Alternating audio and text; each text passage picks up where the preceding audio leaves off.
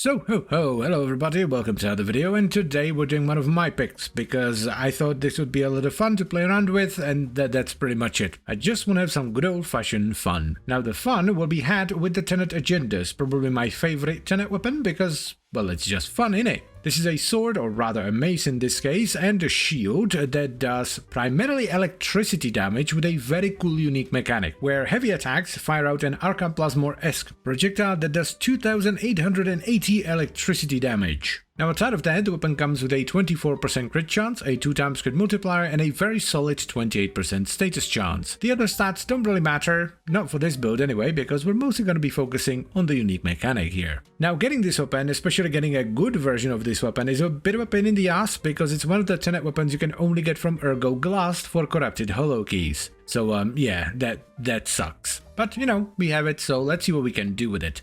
Shall we?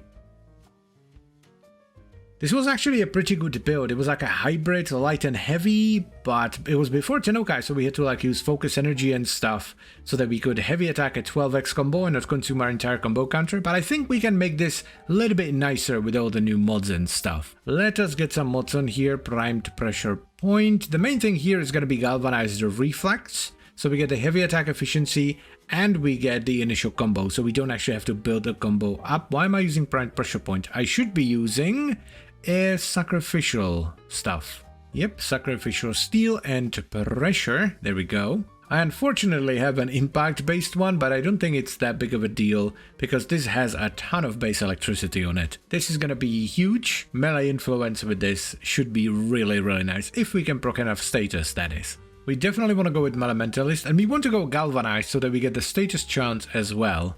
Unfortunately, we can't run Galvanized here, which is a bit of a bummer. Amalgam Organ Shatter is going to be really nice for the heavy attack wind up. I think it's a good idea to boost the electricity and get more status chance with Voltaic Strike. Yeah, that's going to be nice. We could run Shocking Touch, but I think Voltaic Strike is better. Yeah, getting Blow to max up our wind up, it also utilizes the V much better. And the last mod is going to be what exactly? Let me think. I think Prowess is the way to go because the status chance isn't super high and we're only going to be doing like one hit at a time with the heavy. Well, here goes nothing. I have no idea how this is gonna work. It's probably gonna have a bit of a rough ramp up because yeah, we don't hit too hard with this. Actually, that's not too bad. Hold on. This actually, wowee. Whoa, that works way better than I expected. Let's try it again now that we're ramped up.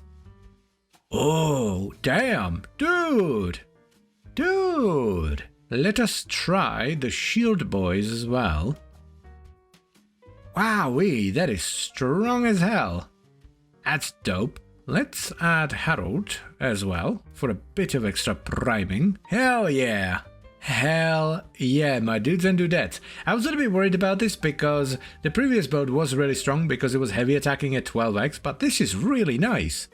This is so cool. I love that I don't have to build a combo for this. I can just heavy attack wherever I want to. That is much better than the build I used before. It is very much an influence build though. If you only have like one or two enemies, the damage is not great, but when you have like a nice group of enemies and you shove the shield into them, oh boy, the damage is terrific. Also, just in case you noticed, yes, my speech is somewhat hampered. I had a pretty big dental thing on Monday and it's gonna be like this for about a month or two, which is just great. That's good fun. This is one of those builds that you do just for fun. Like, yeah, look at that. The single target's not great. I better just use Mercy, I suppose. Yeah, that's way faster. But it's so much fun. It's worth doing just for shits and giggles, I think. Not all builds have to be super duper serious. And mind you, this is not a bad build. If you have enough enemy density, this thing will absolutely shred. I'm curious about the Acolyte. Might be okay, might not. We will see. Now, it would absolutely be better if you did a Tenokai build on this. It would also be better for proccing Influence, because you would do a bunch of hits, which would most likely proc Influence, and then you could shoot it out. But being able to heavy whenever you want to is just... it's just nice. Okay, moment of truth. Is this any good? A boink? Actually, that wasn't half bad. That was pretty good. Now that the Acolyte is alone though, damage is significantly lower. Let's actually kite it into more enemies. And boink. Did I whiff? Oh no, oh you son of a bitch. Not tremendous.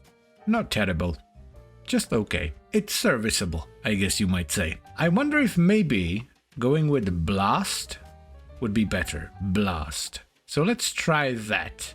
We're gonna get slightly less status, but we get more damage.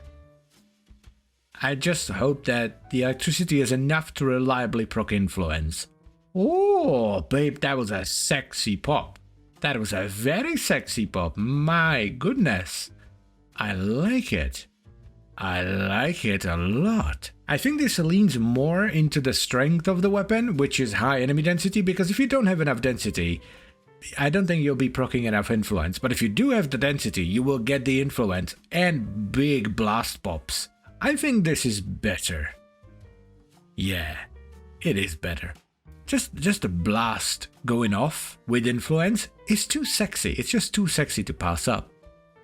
Ooh, yeah, that was a nice blast pop. And that's not, like, the density is weird. I should go to a different room. The enemies are kind of all over the place. But yeah, when you get a nice blast pop, it feels awesome. The Acolyte performance should be pretty much the same as well. Maybe a little bit better, because we do have more base damage.